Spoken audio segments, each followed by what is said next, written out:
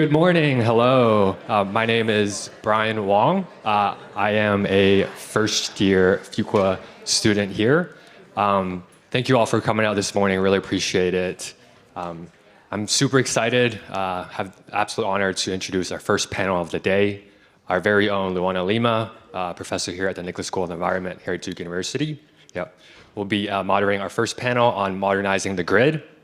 We have some stellar panelists here today. We have Radhika Donaldson from EDF Renewables. We have Drew Gravitt from Schneider Electric, Haroon Inam from SmartWires, and Adrian Lally from Cypress Creek Renewables. I'm super pumped to hear from this group. Our grid is like an absolute modern marvel, but in need of a serious update as we've discussed. And so these are the folks working every day to modernize and make these advancements. So without further ado, please give our panelists a warm welcome. Thank you.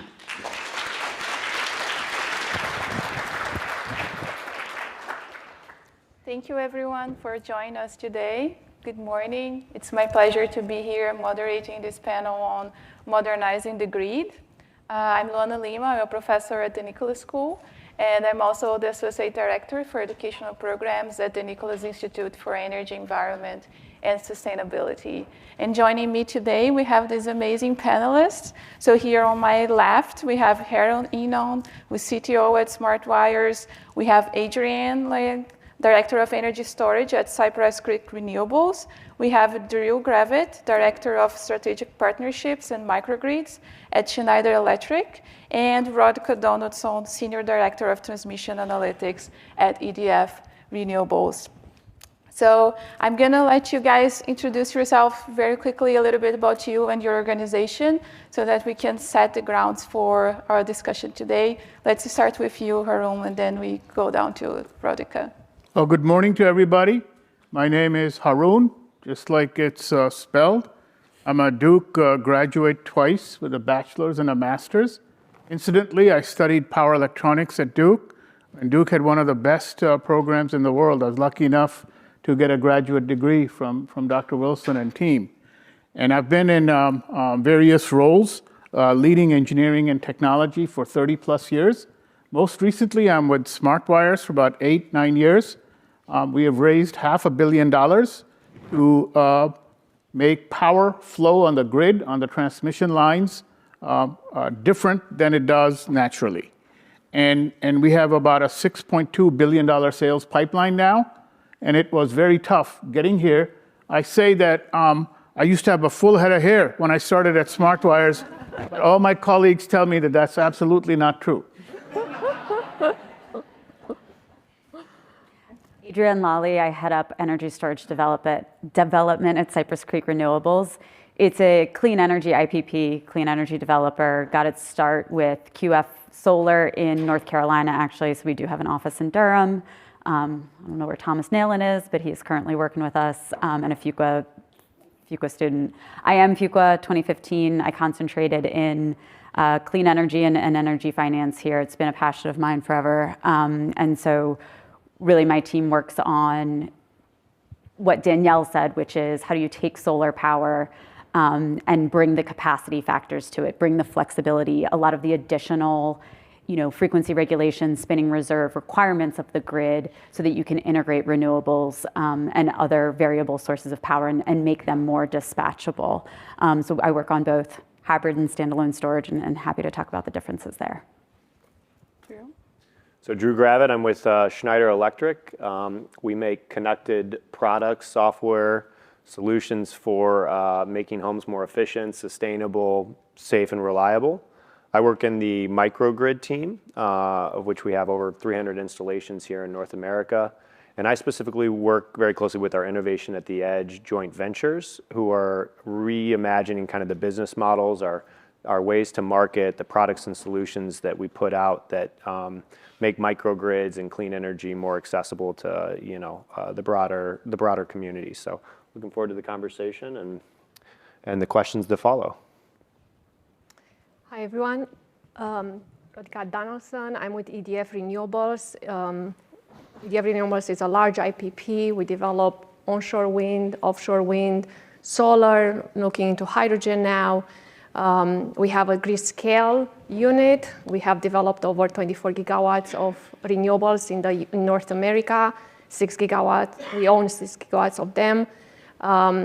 We have a group on O&M, asset optimization, and we have had over 35 years of operations in the US. And we also have a distributed solar and battery unit, and then we have a PowerFlex solution, on-site solutions that go from behind-the-meter storage to solar to electric vehicle charging and microgrids. My role is within the grid scale power on transmission analytics. So most of my remarks will cover transmission, and will piggyback on what Daniel was saying about the need for cohesive planning on the grid. I've been with EDF Group for 14 years now, and I'm not a Duke alumni, but we do have a few superstars within EDF who are Duke alumni, and Jade Forrest, I know he's somewhere here, he interned with my team this summer. All right, thank you so much. So Danielle talked a lot about how the grid is a key component on the energy transition, and I think I'm going to start there with our questions today. And I wanted to ask, and this is a question for all four of you, although we have a very diverse panel, I'm going to try to do some questions where you are all chiming in, and others that will be more directed to one of you and the other. So my first question is related to the bottlenecks to the energy transition. So more specifically, what are the main challenges when it comes to renewable development, transmission, connecting to the grid? Could you speak a little bit to that based on your experiences? Let's start with maybe Radka this time. Yeah, certainly. So definitely there are many challenges out there, but a key one for the energy transition is evidently transmission. And transmission covers, access to the grid and then operations, integration, day-to-day operations. And on the access to the grid, I think Danielle, Adrienne might touch on this as well. As a developer, you have the challenge of having to go through the interconnection process, and that may take now even 5 years. You may have heard, PJM has a queue freeze. It's not happening only PJM. All the jurisdictions have been challenged by the large size of the queues, by the processes, the studies that take a lot of time, need for studies. So the interconnection process it's a challenge. It's like almost impossible when you think about it. Like it may take 5-7 years to get through the queue at the time when we already see capacity shortfalls in MISO, in CAISO, in ERCOT. We all need generation to get through the queue fast. So the process in itself is a challenge. We'll discuss more. There are reforms ongoing. Even PJM has a reform under review at FERC. So the process is a challenge. The other aspect, though, of transmission is the integration into the grid of large-scale renewables. We are talking about large clean energy penetration levels. SPP, has a lot of wind, and it's like got to a point of serving 90% of its load only with wind. So that level of renewable penetration, intermittent renewable penetration, poses challenges. The challenge also it's on having the infrastructure in place at the same time, in a more coordinated fashion than historically. We heard about the Inflation Reduction Act. That's a key legislation. It's a historic legislation that gives a 10-year window to incentivize renewable generation to come online. But that legislation doesn't have anything around transmission. And guess what? We need transmission. Imagine we all decide to go to the beach and it's like using the same road, and you are stuck on the road. So it's the same principle with grid congestion, where it's like if a lot of generation is built in the same area without enough infrastructure, you get stuck. And that means, curtailed energy. That means congestion. There's some type of we heard earlier, it's very important to understand what the risks are, what sharing agreements are with other parties, with investors, and so on. When we go for financing, that congestion outlook is very important. If I say to my management or our investors that we anticipate 40% curtailment of a solar plant or of a wind farm, that's, you can even get to that investment decision. So congestion and having enough, transmission, it's critical, and I think it's the key that we need in addition to having generation. We are all willing to deploy a lot of capital, but that needs to be coordinated with the transmission aspect. And when I say transmission, it's not just new lines. And by the way, those lines can take, like a 345 kV high voltage line can take 5, 7, 10 years to build. And this is why it's important to make those decisions sooner than later. And it's not just new transmission, but it's also like grid enhancing technology like smart wire, because those are technologies that enable a better utilization of the existing grid in a very fast way. Dynamic line rating, smart wire type of solutions, topology optimization. There are different technologies out there that we need. We need all of them. To me, transmission it's a key challenge. So I think maybe I'll touch a little bit on how smart wires technology changes the physics of the grid. And I'll make an analogy. All analogies fall apart with enough questioning. So just take it as at face value. Sort of like a transmission grid is like a highway system. You have many roads, right? As Radhika said, to get from one place to another, but typically some roads get congested. Just like that, some lines get congested because of physics, impedance of lines. The line with the lowest impedance will take all the power. We have the technology to dynamically increase the lanes of side highways and roads or constrict the main highway dynamically. So you can imagine that without building new lines, right, we can install our equipment, end-to-end solution to enable more power flow on existing lines. So I think we have a big NIMBY factor, as we heard earlier, not in my backyard, but I think now it's not NIMBY, it's NOPE, not on planet Earth, right? People don't want to see new transmission lines. In addition, a new transmission line costs $100 million, let's say, takes 10 years. But if you want to increase power flow on the existing grid, you can do that for 1/10 the cost and 1/10 the time.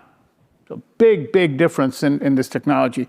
We have won 2 World Economic Forum awards, 1 or 2 years ago, one with ABB and Siemens for innovation in the transmission grid. Now these guys have tens of thousands of engineers, right? They have decades to do this innovation. And here comes this startup from originally the Bay Area, now in Raleigh-Durham, that we shared an award with them, and we felt very privileged. The other award we won for the World Economic Forum was for technology development, which is an award that was given to Google, Twitter, and Spotify before. So we were honored again. And I think it's not about the technology, it's about the deployment, it's about doing the cases, it's about getting through to utilities and doing the installations. Our biggest installations today, there's one in UK that enables up to 1.5 gigawatts of power flow all the way from North Sea to London. Now, I don't know, if people know what a 1.5 gigawatt plant costs, but I think this was like a $30, $40 million investment, and a gigawatt plant of that scale would be billions. So some investors told me, they said, Haroon-san, you're missing a zero. I said, nope, no zeros missing. This is what it took. This very, very cost-effective solution. Thank you. Yeah, I'll just make a quick comment. I think we talked a lot about bottlenecks, literally in some ways on the front of the meter, the utility. If you look at behind the meter, I've been with Schneider almost 15 years. What's happening that's been a challenge is that a lot of the technology that a homeowner or a commercial industrial business looks to install as part of putting in renewables or microgrids, that's been very custom, that's been very heavily engineered. And what's happening in the industry that's very interesting is that you're seeing a lot of standardization. You're seeing that a lot of products and solutions are really coming into more of like a boxed, packaged format. This evolution is really making microgrids and renewables and the complexity of this modernization of the grid much more accessible to all of us, so that these solutions, not only can work behind the meter for the individuals, and then you have the solutions on the utility side, but then those two sides can actually communicate and co-optimize. And that evolution and decentralization of the grid, that's going to be a really important part of the next 10, 20 years in making sure that we get efficiencies across the entire value chain of the grid. Yeah, I'll just round that out.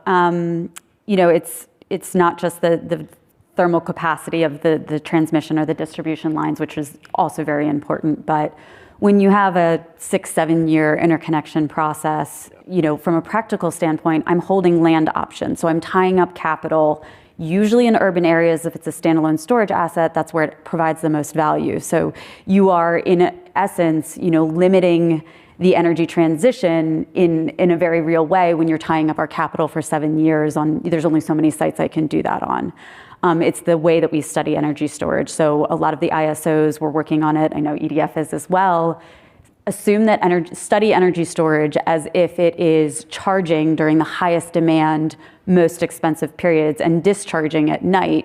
Because, and in all fairness, I've worked at utilities for 6 years, they are responsible for the stability of the grid and get slapped with enormous financial penalties if anything goes wrong. But that's completely impractical.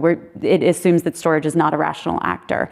And so it's the physical grid, improving the capacity on it, the timelines, the way it's studied. And then the other thing to one of the other Slido connections that really keeps me up at night is the supply chain. It's not a very sexy thing, but there is a limited number of lithium mines producing battery-grade lithium carbonate right now, and the demand between EVs and stationary storage was far outstripping the supply even prior to the IRA passage, which is a good thing, but will improve timelines. Right now, and it's not just the cells and modules themselves, it's the power electronics associated with it. I think inverters are at, a 12-month timeline, GSUs are at 18 months. And so all of these factors add up, and you can't make the financial commitment until you have a solid, cost-effective interconnection. So when you pile these things up and you look at, even some of the great policies that have clean energy targets by 2030, 2035, you needed the land options, a few years ago to really make it effective. And I don't mean to sound depressing. I think we're all working on really great solutions, and I think there's a lot of momentum and a lot of stability, to Danielle's earlier point, that we can make these investments now. But it requires immediate action, which I'm sure everyone in this room understands the urgency of tackling these problems. Yeah, one point I'd just like to quickly mention. There's a big fear factor right out there of inertia loss, that when you move away from generators with big flywheels, the grid won't be able to start up. It won't have the inertia to start up large loads or buildings from a dark start.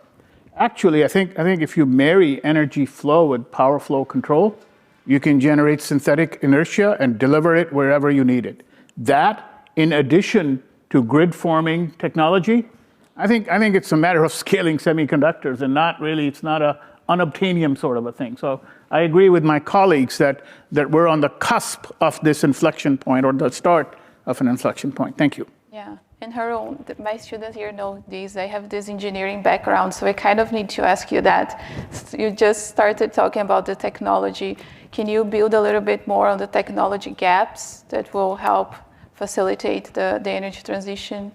Right. So I think that there are some technology gaps that'll take a decade or 2 decades or whatever to realize. And I think it's going to be, a lot of it is going to be in materials and thermals. So if you want to get things smaller, you have to have materials that can withstand higher and higher voltages in smaller and smaller thicknesses. That plus the ability to get heat out. So there's a huge revolution happening right now in silicon carbide and gallium nitride power semiconductors. I think this will enable a new revolution of power electronics, which, by the way, goes into everything from your iPad chargers to your cell phones to powering up airplanes and the grid. So I think it's going to be, a lot of it is going to be materials and thermals. Next, I think it's going to be energy storage. I'm not sure that we've touched upon the biggest sources of energy storage yet. And we're excited about iron-based batteries. We're excited about geothermal. We're excited about some of the mechanical forms of energy. I think those two will be huge. Yeah, thank you. My And- colleagues may have many better ideas. That's good. So we have technology gaps, but we also have technology that's ready and up to go, but we still need to deploy them. So I think this could be a question for you, Radhika. Can you tell us a little bit about the role of policy and the regulatory agencies in spurring this deployment? Yeah, and I agree with Harun. There are, more technology breakthrough and improvements out there, but I think we have enough technological advances to make it work even today, and a big piece is process and policy.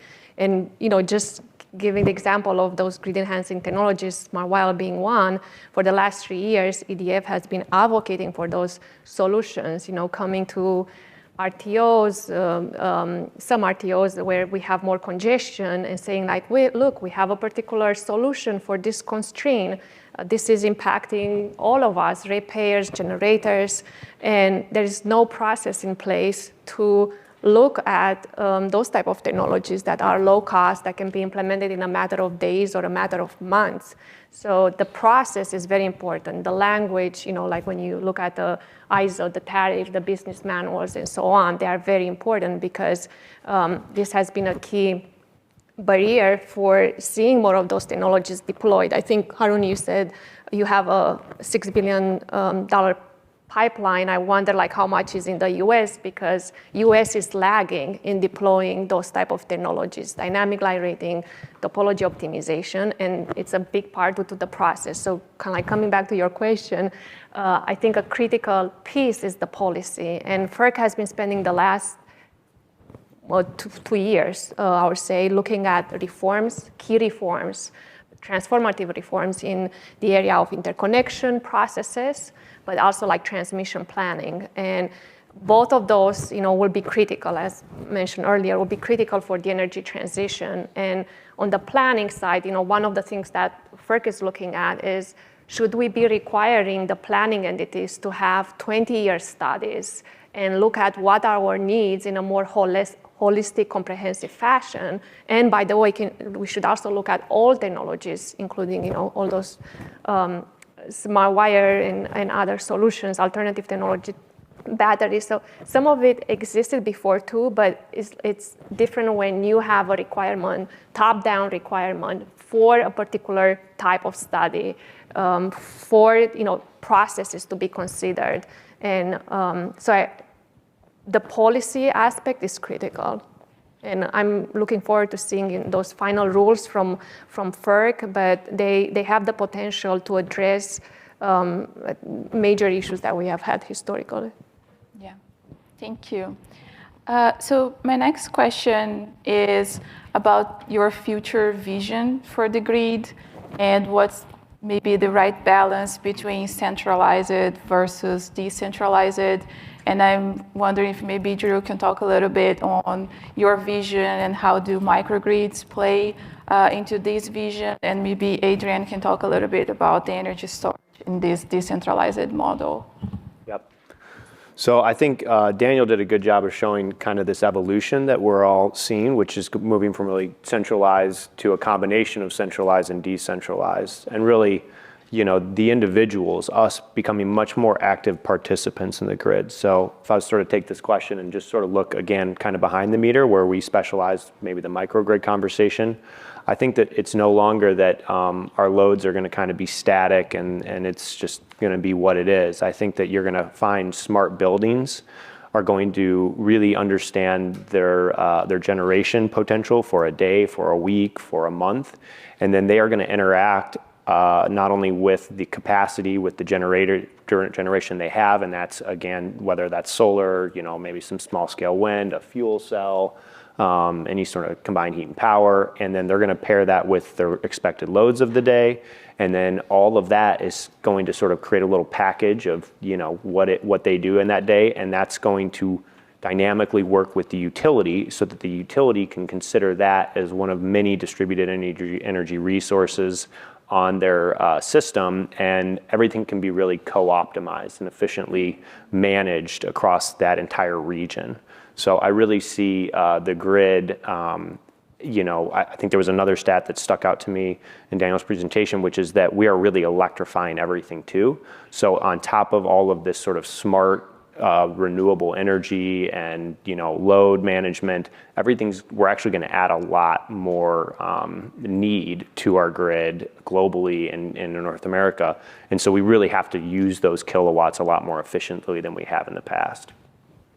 Yeah, I think I'm going to take centralized and decentralized a little differently and think about it in terms of restructured versus vertically integrated markets. And I think that it's no coincidence that the biggest installed base of energy storage is in restructured markets.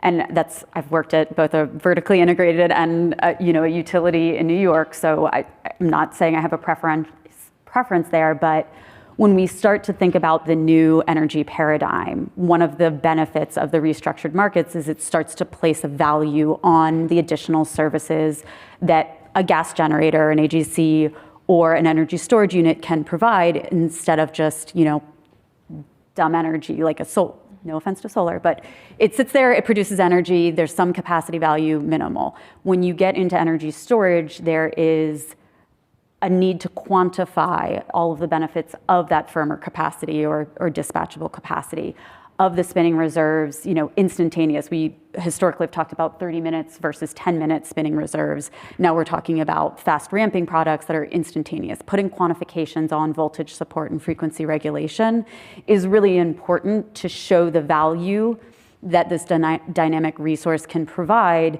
in markets, both across the entire grid, especially as we move towards a more decentralized model and needing to control those power flows. But I just kind of come back to how do you justify the cost of energy storage?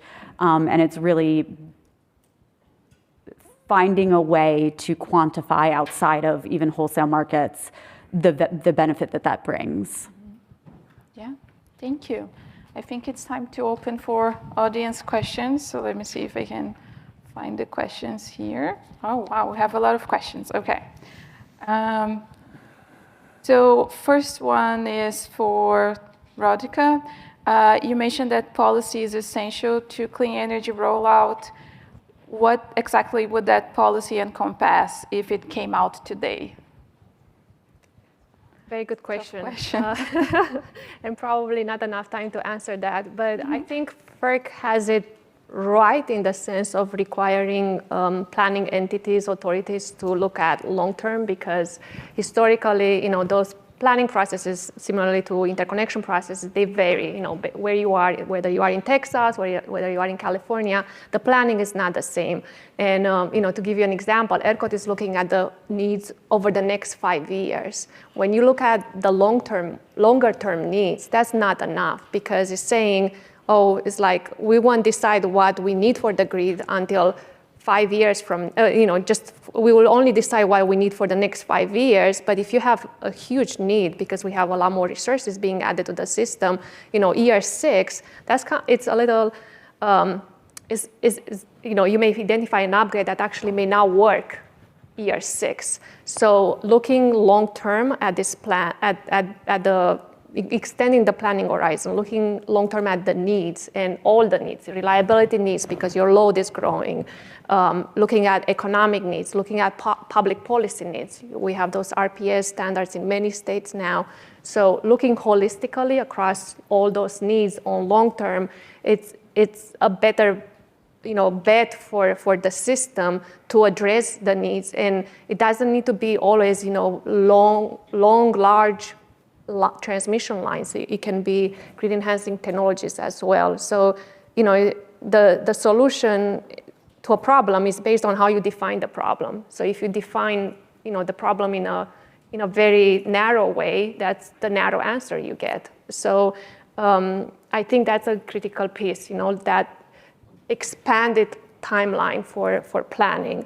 The other piece is that historically across all the jurisdictions, transmission projects are looked at it's like in buckets. This is a reliability project. This is a public policy. You need it because you want more renewables, or this is economic because it just pays for itself. You have cost savings to the whole system, and it's worth doing that upgrade. So it was like all those buckets, and now FERC is asking, can you just look at added benefits, or are those enough benefits? Maybe the benefits can be during extreme weather events when you just allow more generation to flow by having more interregional transmission with other systems.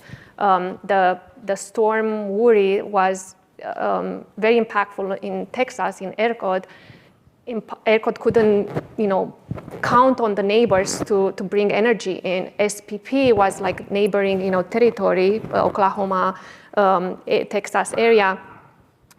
They imported from PJM. So that definitely shows the value of having those interregional and more capacity within your neighboring systems. So those are other things that could be done from a policy and planning standpoint. And FERC is looking at that, so it's good news. I think we are working towards the right, working on the right path, but it takes time, and the implementation won't happen for a few years. Yeah. Okay, thank you, Radhika. So let's shift a little bit from policy. There's another question here that says, since we are headed towards electric everything, do you see any low-hanging fruits that can significantly increase energy efficiency on the demand side?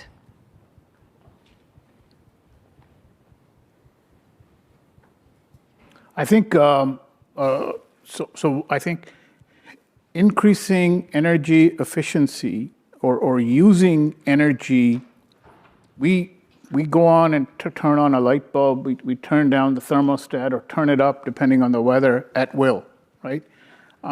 So those behavior patterns, right? If we were more informed about the impact we're making on the climate at the time, just like you could say, hey, this is the cost of kilowatt hour that I'm paying during peak usage, right?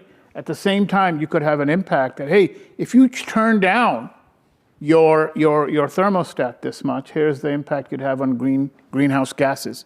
And I think the question is, will Western or more modernized countries, will people there be able to adopt those new norms of behavior? That, I think, coupled with distributed energy storage has a huge impact. Because if you could imagine that you have a little microgrid in a box that goes on your garage, imagine that it can interface with solar, and it can interface with batteries and gas generation, and it can dynamically adjust the power that's flowing into your house. It can dynamically charge your EV from a port that today is supplying the grid, but it changes the nature of the port. I think a device like that, coupled with a mixing of energy in a distributed, either a community or a neighborhood or an industrial or commercial building, can have a huge effect because of mitigating the demand from the grid and minimizing GHG. But also, I think behaviors is a big one. Yeah.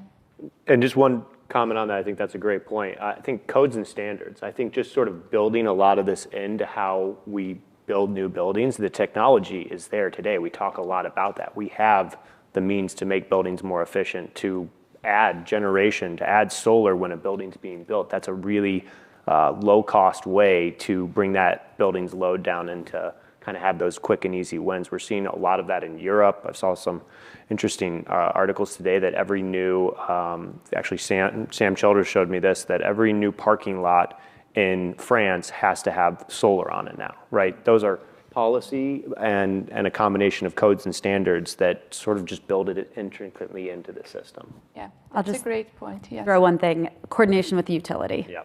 On that. I don't think you can necessarily reduce demand. We all know that it's going to go up as we electrify, but the coordination with the utility to use those assets to reduce the load factor on this, or kind of flatten the load factor on the system and improve it, I think is going to be the other enabling, Agreed. the trust.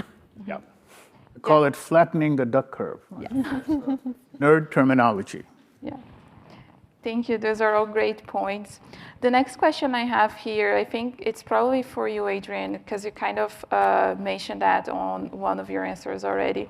So on the topic of lithium batteries, how do current supply chains and China's dominant position in both production and refinement affect long-term storage plans?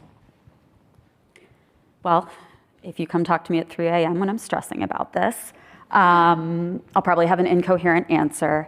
I think, one of the things that the IRA does, and, what frankly Manchin was holding out for, was a recognition of the limited supply that we have in the US. I think it's 98% of lithium carbonate is refined in China. So it's not just, that we can get it out of North Carolina, Nevada, Chile, Australia. It has to go and be refined and manufactured across the sea. So how far, the shipping of that also, we can calculate the carbon emissions. It's not great. So I will say that I am more optimistic. While it will take time, there is lithium carbonate supply. There are discussions about the recycling of the minerals, as Danielle discussed earlier this morning. I think just the time that it takes to open up new capacity in a lithium carbonate mine, opening up a manufacturing facility within the US or additionally around the globe, how long it takes us to make that investment and then actually pass through all the regulatory hurdles, make sure that it's of good quality, make sure it goes through all of the UL certifications, because the last thing this industry needs is another battery fire. It just takes time, but I am optimistic that those investments were already being made a few years ago, or a lot of, I went to Renewable Energy RE Plus a couple months ago in Anaheim, and almost every single OEM that I talked to is already thinking about, already has their plans for setting it up within the US. And it also just reduces the shipping and tariff costs. So anything we can do to bring the cost down and get it to market faster. I think there's another article that came out on LinkedIn, Dr. Goodenough. I don't know if you heard of him. He's one of the inventors of lithium-ion batteries, and he's come up with a radical improvement. I think there's some jokes about, is it good enough yet? But I think Dr. Goodenough at 90-some years old is a phenomenal innovator. There may be other things like that. And also, if you now look at other forms of batteries, maybe lithium-ion won't be used as much for land storage where you have a little bit more room, right? And it'll be more relegated to cars or something. But there's other energy forms of storage also to leverage, right? What do you think? I don't disagree. I'm still a chemical engineer at heart. I will just say that at the end of the day, I need somebody to underwrite my, $400 million battery. And I need to get the local fire department on board, the local zoning approvals. And so I was joking with some folks from EDF last night. What's your, what battery technology do you see being dominant in 10 years? And I'm like, lithium ion, because that's going to be, with the urgency that we have to get it onto the grid, it's a good technology. We can always improve it, but I think it's going to continue to play a critical role. Thank you. Thank you so much for all the great advice. I already got a 1-minute notice from Anjali, but I want to give you guys like 25 seconds since we have most of our audience here is the students that are going to hit the job market soon and maybe even work with you guys in the future. Any advice for them trying to pursue energy career? What are the human capital needs of your company? So energy is probably one of the biggest markets on the planet. And whether you look at clean tech / energy for electricity, whether you look at it for food sustainability, whether you look at it for environment, there's huge areas that you can get into. My advice would be find what you are extremely passionate about and match that up with what you're really good at. So if you're passionate about it, you're good at it, and there's a huge market, let it write the history. Thank you. Coming from the business school, I will say there was this pressure to have the perfect job immediately upon graduation, and your dream job, which is almost never what you actually want to do. The best advice I got was that the first 5 years post, I'll just say grad degree, but MBA, used to learn. So I intentionally went to work for a utility and worked in a bunch of different areas, got exposure to a lot of power flows, the communications, et cetera. Use those first 5 years to learn and get as much exposure to the energy industry as possible from either side of the table. It doesn't have to be the one that you want to land on, but that energy nerds are very particular. We want to know that you speak our language and you understand. And so use those 5 years to take the unsexy job that gives you the best learning opportunity, and then think about how that pivots. Stole my advice. Sorry. I think again, I've been doing energy for 15 years, and it's been so different every single year too, because there's so much evolution. So like you said, don't put too much pressure on yourself to have that perfect experience. Just know that you want to stay curious, that there's a lot of things probably that aren't even completely figured out. And if you can build a good foundation and you can be part of this community and engaging with a lot of others that, you know, are doing similar but very different things, that you'll be successful, and your path will figure itself out. I agree with that. I've never imagined I'll be where I am today, like with running production cost simulation modeling. And but at the time when I was a student, I remember how uncertain everything felt. But I knew I had an interest in commodities, in energy. So I followed that interest. So I would say, even if you don't have it 100 figured it out, follow that interest, that thing that makes you, oh, actually, I'm interested in, because it doesn't mean you'll commit the rest of your professional life to that particular technology company, even industry. But, you know, follow what you think it's kind of like something that is calling you, and then you'll figure it out, you know, experience by experience, and you'll build yourself and build your career. So that will be, and the second to me is like being an international person. I feel like no matter where you work, there is always like the basics of like common sense, respect. So that, never forget that, because I feel like that's the foundation you need to rely on. Yeah, thank you. Thank you so much. Please join me.